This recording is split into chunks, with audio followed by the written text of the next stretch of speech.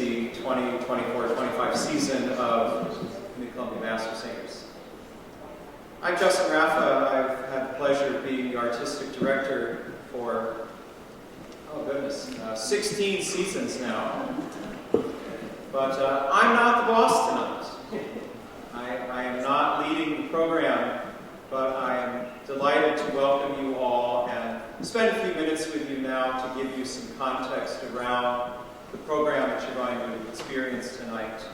We have historically been offering what we call our Behind the Music talk 30 minutes before the program to give you a little more background concerning the material that we prepared, the repertoire that you're going to hear, and how it all ties together. With me is my dear friend and longtime colleague, Reg Unterzeger. Reg is our associate conductor of the organization, and he will be the conductor of the program tonight. He has curated the program that you will experience. He has selected all of the repertoire with a lot of intent around the message that he hopes to convey to you tonight, the order in which the pieces are presented. He has led all of the rehearsals of the 38 singers that have prepared the program. And so we thank you for coming here early. Hopefully you're aware that we offer these talks. Maybe you just wanted to get the best seat, the best pew here at St. Paul's. We're very grateful to this parish for being such generous hosts, for welcoming us here and allowing us to use the facility. To Reverend Rick Matters, to Brando, the music director that's sitting there in the back, they are very gracious to allow us to use the facility. So we hope that this deepens your experience as an audience member tonight. All of the translations of the text that the choir will sing tonight are printed for you in your program. So whether you have an electronic device and took a picture of the QR code and pulled that up, or if you have the printed program, the choir is singing in both English and Latin tonight. So all of the Latin text, for those of you who are not Latin scholars, we have provided the English translation for you so that you can connect with what the choir is singing. We also like to put English in the program. It's amazing how much the diction improves on a choir when you're reading the text. And the texts in these are very central, very important. It's the journey that we're taking with all this. When Justin asked me about what I wanted to conduct on this concert, the Howells Requiem was the first thing that jumped out at me that I wanted to do. I've conducted it before. It's been almost 30 years since I conducted it. And that was with Consort Columbia, back when there was such a thing as Consort Columbia. Requiem Mastersingers is the child of, it's more of a parent now, I don't know, anyway. It's came from Consort Columbia. I was a conductor there for several years. And we did a concert, and the Howells Requiem was one of the major pieces. I've always wanted to do it again. It's always had a very particular place for me. But then, what else? How do you craft a program around all of that? And so, a question that a lot of people have asked: what does the word requiem mean? And what is a requiem? What is that all about? So, what I tell people, first of all, is that most animals have some sort of, that's not true. Most human cultures have death rituals of various sorts.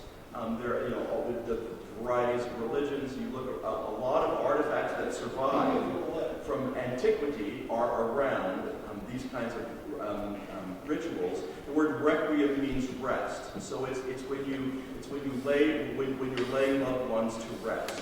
That's what this is all about. Some animals also have these sort of rituals. Elephants have rituals. Dolphins have rituals. Chimpanzees do not have rituals, which is interesting. Chimpanzees tend to live in denial, and they will. If for instance, if a baby chimp dies, the mother will just carry it around for a long time. And it's like, oh wait. So our dear relatives, the chimpanzees, living in denial. Great. But religious traditions have arisen around this. The Requiem Mass comes from the Christian traditions, quite old. The Mass developed over time. And then probably in the last 250, 300 years, the phenomenon of secular requiems, or requiems that are not meant to be part of an actual church service, but are based on that, have come around. The Verdi Requiem, the Berlioz Requiem, some of this, Mozart, it's too big to fit, it doesn't really work for a church service, but it comes directly. So there's a lot of playing around with that sort of. The Britain War Requiem, one of the most amazing pieces of the 20th century, maybe the most amazing piece of the 20th century, we'll arm wrestle for you. I support that. Was what it does not follow a liturgy, but it is absolutely a requiem. It was originally presented in one of the large bombed out, I think it was Canterbury, cathedrals in England after World War II. So anyway, the Howells Requiem was written in 1931, 1932 in England. If you know what was going on in England or around all of Europe and around the U.S. at that time too, this was the height of the Depression was in full force. All the political unrest that goes with a depression was happening. He wrote the piece, and then the next year, within less than 2 years, his 9-year-old son Michael caught polio and died in 3 days. And Howells could not bear to have this piece performed in public. It was too much. He couldn't do it. It was not until 1980 that this piece was actually presented in public. Now, he did use some of that material in other pieces. There's a thing called the Hindus Paradisi that he does have some of this material in, but he did not want to. He couldn't bear it. So this has some interesting historical things having to do with that. And then around that, so what then comes up is all of this concert is music centered on the ideas of grieving and healing. Because a Requiem Mass really is a journey through grief, through laying someone or something to rest. So all of these pieces are around that theme. I wanted to do some things. I like 2-choir music a lot. 8-part texture is a big deal. There are things you can do with double choir things that are quite amazing. So you'll see in the program page that Reg has identified the voicing for each piece. And double choir is a very unique setting in that there are 38 singers, but they will be divided into 2 ensembles, 2 separate SAT, 2 separate groups of soprano, alto, tenor, bass. And they're often used antiphonally. So it creates more of a stereophonic experience for the listener. And you have to remember, if we're talking about the 1930s, this is much before the world of amplified music that we find ourselves in here in the 21st century. So these were tools that were available to composers to kind of amplify and diversify the texture of the listener's experience. So there are a number of pieces we're performing tonight that are specifically for double choir, and I invite you to kind of listen to that effect. Reg has arranged the choir in such a way that you should be able to hear one side of the group and then another side respond. It's a really powerful affect. And nearly all of the repertoire is a cappella, meaning that there is no additional accompaniment. What we will hear is the original instrument, the human voice. Although I see our colleague Ben Wally has just arrived. Ben is playing on one piece. There's only one accompanying piece tonight, the Ubi Caritas by Ola Yelo, which is written in a very improvisatory style. So that will change your experience as a listener. But For the most part, you're going to be hearing a cappella pieces, which is just the singer voices, and which puts a lot more responsibility on the singers. That there's not something they can kind of hide behind or that is a cover for them. Either they know it or they don't. And if there's a blemish, it's much more exposed than having some kind of instrumental complement involved.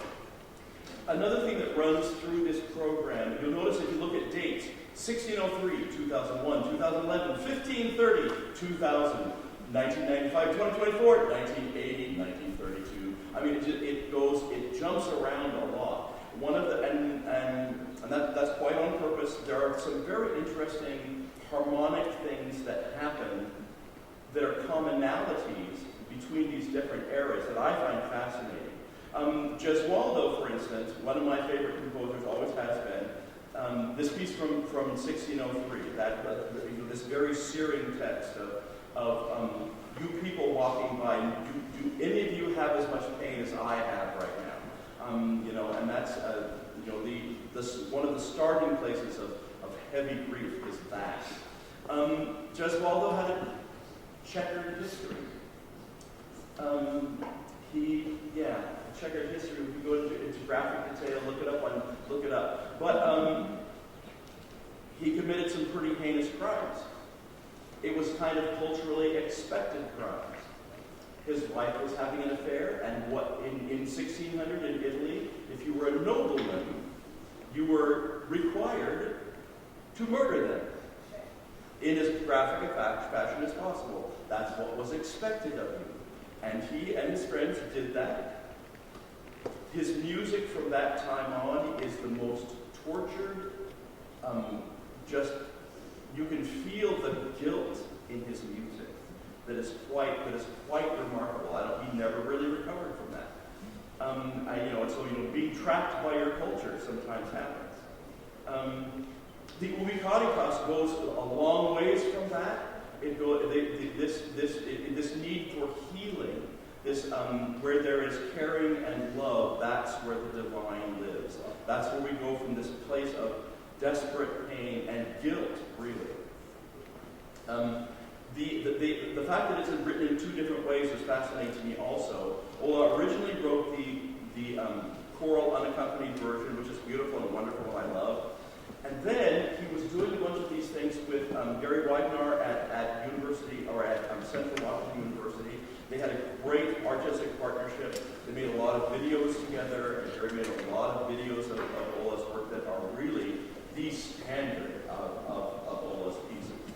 And they were doing this thing, and Ola said, maybe I should improvise a piano part for that. So they just kind of did it, and they filmed it, and then they transcribed the piano performance later from that improvisation. So we have the choir part is the same as all the same music, that is. And then there's the piano part that goes with it. After that, we come to the Gombert piece. You've all heard of Nicolas Gombert, right? No, nobody's heard of Nicolas Gombert. Justin and I, we were at a choral conference. It was about 1 o'clock in the morning, and one of our dear friends, who was an amazing conductor, said, let's sight read this piece from 1530. So it's like 1 o'clock in the morning. We go, okay, great, let's sight read this piece. This is what choir directors do for fun on the weekends. So we read it, and I absolutely fell in love with this piece. However, it was written with the beat being a whole note. This is very difficult. So I did an edition of this piece. It wasn't originally laid out as a double choir piece. It was laid out as an SSAATTBB. However, the parts kind of organized themselves into a two-choir part. So anyway, I did a lot of editing to this piece. And again, it's very operatic in the Monteverdi type era way of it's a very dramatic scene, very clear scene. You have the narrator first, like a Greek chorus, saying, here's the story, and then you hear the voice of David saying, "Oh, my son Absalom." So that is all laid out very clearly in the music. This piece was actually not even written with those words. It first appeared, it was attributed to Josquin, who was a much more famous composer, Some of you might have heard of Josquin. And so it was published with his name on it. He didn't do it. Somebody else put two pieces together and put different words on it. These are the things that happen. Speaking of things that change words, we then go into the piece called Sleep by Eric Whitaker, which is one of my very favorite pieces of the last 40 years of choral music. It's an amazing piece. It was originally a setting of Stopping by the Woods on a Snowy Evening by Robert Frost. And as it turns out, that was not legal because he did not secure permission beforehand. And the Frost estate, when they found out about it, threatened all kinds of legal action. They did there was a giant war. And everybody had fallen in love with this piece, but there was a war, it couldn't be happening. So Eric went to his friend Charles Anthony Silvestri. Tony was actually Eric's roommate for a while in college. Tony's a poet, a historian. He's about to retire from the University of Kansas, KU in Lawrence. He said, Tony, can you write me a poem? And so Tony took the music and wrote a poem. And I prefer Tony's music to the Frost. I think it is amazing, and the way it goes with this music, the way it pulls the music into the words, I think is stunning. And Whitaker has said that too. He said, I think it's better with Tony's words than the ones I said. So, and the words, one of the things that happens during periods of grief, it's hard to sleep. You wake up, you cannot fall asleep. This poem explores that idea of what it's like trying to find that sleep, trying to find that healing that you need. Some things that we want to convey to you. Conductors are very intentional about the sequence of pieces that are presented in the program. It's not kind of random throwing darts at the board and wherever this lands. There is a certain trajectory of a story and an experience that we want to share with you. And we open with the Gesualdo piece. And if you're not familiar with Carlo Gesualdo's music, I remember first studying him in undergrad, and I almost laughed out loud. I mean, it was like, is this a joke? I couldn't believe that a composer from the 1600s was writing in such a style. He was well ahead of his time. And what you will hear are really stark harmonic shifts that are not customary of that period. That he was very much he was exploring the limits of functional harmony. Exploring the limits. If that makes sense to you. It all makes mathematical sense, but it will. You think you will be right here, you think it's going to go there, but no, it went there. Now it's a logical place, but it's not where you expected it. Now this piece is actually, as far as Gesualdo goes, relatively mild, but it's not that mild. But it's relatively mild. We invite you to listen for this kind of stark harmonic shifts and be reminded that this is not a 21st or 20th century piece. This is the 1600s. So he was really pushing the boundaries of the norm of the art form. And as living composers, we admire that. We really respect that. I'm also reminded, Reg talks about the Herbert Howells setting, the Requiem, which is the seventh piece of the program. Composers are real people, and they write in response to the world and the time that they find themselves in. They are human beings that are sensitive to what is happening in their communities, what's happening on the global stage. They don't write in a vacuum. All artists are affected by what is going on in the world. And to think about Howells in the early 30s, just as we're at the precipice of the Second World War, where we are seeing the Nazi Party in Germany begin to gain power. Right? All of these things are connected. And Howells writes a Requiem that is kind of a hybrid model. So Reg talked a little bit about the history. If you look, the Requiem itself is a form. It is the observance of a Mass of the dead to celebrate the deceased, to grant them eternal rest. And it's been around for centuries. And the Requiem Mass still exists in many Christian traditions, in particular the Catholic tradition. And for many, many, many years, the Church did everything in the Latin language. And of course, that started to shift with Martin Luther and the Reformation. So Howells writes his Requiem in both English and Latin. It's like he's hearkening back to the past and honoring the past, but also writing in his native tongue as an Englishman. And I think that's particularly poignant. Especially with the psalms that he chose, because there's the first part of the Requiem is the Salve Formundi, that O Savior of the world, save us, help us. That's that beginning of portion of when you go to a memorial service or when you go to a funeral, the first thing is like, oh man, I miss this person. I wish this person was here. So, it's like you feel that loss, that great loss. And then you look in those services, they're generally designed for some kind of comfort. You remember the good things about that person, and sometimes not all the good things, right? But you remember them and you honor them. The psalms that he chose are such ingrained into the culture. The 23rd Psalm, I mean, it's such an important, old, thousands of years old piece of literature. The 121st Psalm, same thing. I will lift up mine eyes into the hills from whence cometh my help. That one.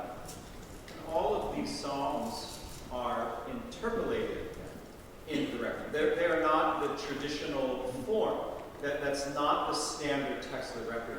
This is the composer's artistic choice to add these texts, to amplify a message of rest and of comfort. And I mean, we could spend hours talking about the evolution of the Requiem, and some composers throughout time have really capitalized on the hell and brimstone and the suffering element of death and the judgment that will come. If you've ever heard the Verdi Requiem, his Dies Irae, which comes a couple of times, I'm pretty sure he was convinced he was going to hell. Pretty convinced that was his opinion of what was happening to him. You can feel the fire, the flames coming around his feet when he's writing that. And the Howells does not have that. There's no thought of hell. There's none of that. It's all and light eternal. The lux aeterna is a very central thing, and you hear that in the choir things. You will hear the light as the light changes, as the light has lensing effects and things between the two choirs. It's just magical in my to me. So clearly he had a different vision of what he wanted to share through his setting of Requiem. In adding these texts, which is very much artistic license, and ending with a text that is incredibly profound and moving to me and makes me very emotional if I think too much about it. But his Requiem ends with the idea that the departed rest from their labors. And it's such a very poignant sentiment about, thank you, good and faithful servant, for the work that you've done. May you rest. And it's such an incredible piece. I've never had a chance to conduct it myself. I've sung it in House Requiem many times, but I am excited to get to sit in the audience and listen. I've never gotten to sing it. I've only conducted it. No, there you go. So I want to sing it now when you conduct it sometime. I'm not joking either. That would be fun. I would like that. Note, we've skipped over one piece. We haven't talked about the, if any of you know the name Trent Reznor, anyone? Nine Inch Nails mean anything to anyone? So this is a piece from the 90s. Trent Reznor was the lead singer of Nine Inch Nails. He still exists in the world. He does a lot of film scores now. He's an amazing film score person. Amazing. But this was in the alternate rock kind of era of the 90s. 95 is when the piece happened. Melissa, our friend Melissa, is a huge Nine Inch Nails fan, first of all. In fact, that's how she met her husband, was on a MySpace page or some such thing. There was a fan page for Nine Inch Nails. That's how they met, and that's how she ended up in America. It was because of their mutual love of Nine Inch Nails. But this piece is such a addiction shows up in places that you do not expect it. Addiction is everywhere. This is a piece that really centers on addiction, and I put that in front of a Requiem very purposefully. It's jarring. That's on purpose. There's two versions of this, not choir versions of like rock performances. My favorite is probably the David Bowie and Trent Reznor one. That's from a David Bowie concert that he had Trent Reznor guest on. That's a pretty amazing one. But there's also the Johnny Cash one. The Johnny Cash one was just not that long ago. And this song, this song has become a classic, and it keeps popping up because it is so poignant and so on the mark. But then the Johnny Cash version came along, and it's like, oh my. In fact, Trent Reznor says about the song, "You now own this song." That was what Trent Reznor said to Johnny Cash.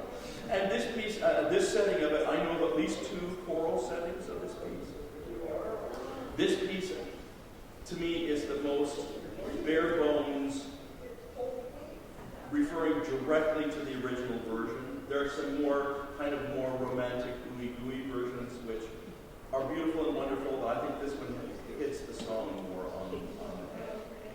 If you're not familiar with the artist Trent Reznor, if you're not familiar with the band Nine Inch Nails, what's important to understand is that it was a very revolutionary pop artist group. I have a distinct memory of when their first album came out when I was in high school. And I listened to it nonstop. It was like something, the kind of music that I'd never heard, that I didn't know was possible. It really was transformative for me in that way. And Trent Reznor is a brilliant musician. We can debate whether we like his stylings or not, how he presents his music. But I love when the pop world, especially when you're looking at, you call it alternative rock, but it's kind of even on the edge of that, when that combines with choral world, I think something really special happens and makes it very relevant to today. Melissa is a living composer. She's alive and well in Philadelphia. We've hosted her here twice in the tenure that I've been here, and I'm particularly excited that Reg selected that piece of hers. But we need to move into the program, so let's wrap this up now. I want to invite all of you to join us again. If you look at the back of your programs, our most critical fundraising gala of the year is just a few weeks away, what we call the Mid-Columbia Arts Fundraiser. So several years ago, we partnered with our other arts organizational groups here at Mid-Columbia Ballet, Mid-Columbia Musical Theater, and Mid-Columbia Symphony. And all of us were doing kind of our own smaller scale fundraising galas to raise important operational funds to support the work we do. We decided a few years ago, what would happen if we just pooled all of our resources and all of our personnel into one big party instead of four kind of smaller scale events? And this is MCAF. And I know that many of you have been in attendance over the years. If you've not, I invite you to please join us on Saturday evening, March 15. We'll be at the Three Rivers Convention Center. It is an extraordinary event. We know how to have fun and raise money at the same time.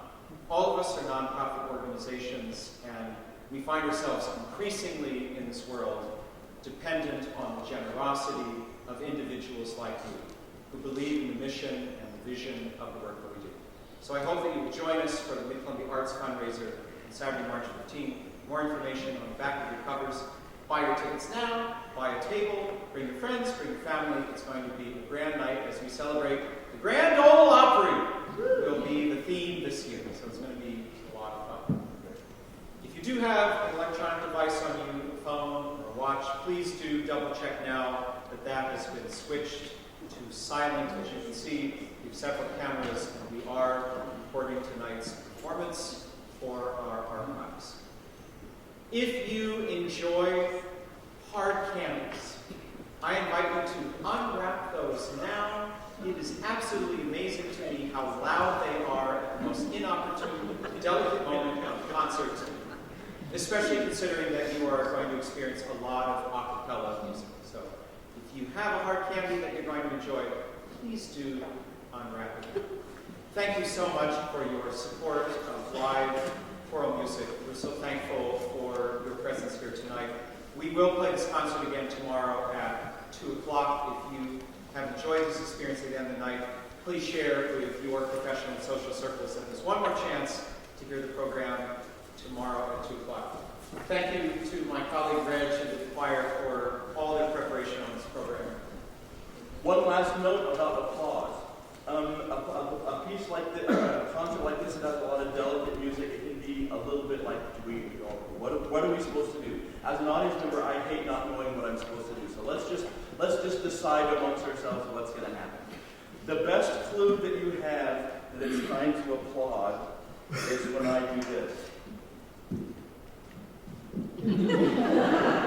That's the best time to applaud. The first two pieces we'll do as a single group, and then the other pieces there's kind of more obvious places. The Requiem we will do as a continuous set. So, on the other hand, if somebody applauds because they feel they need to applaud, we appreciate that too. So it's not you're not going to be wrong. You're not going to be shamed for applauding. But your best clue is when I turn around. So, see you in a minute. Thank you all very much. Please enjoy the program.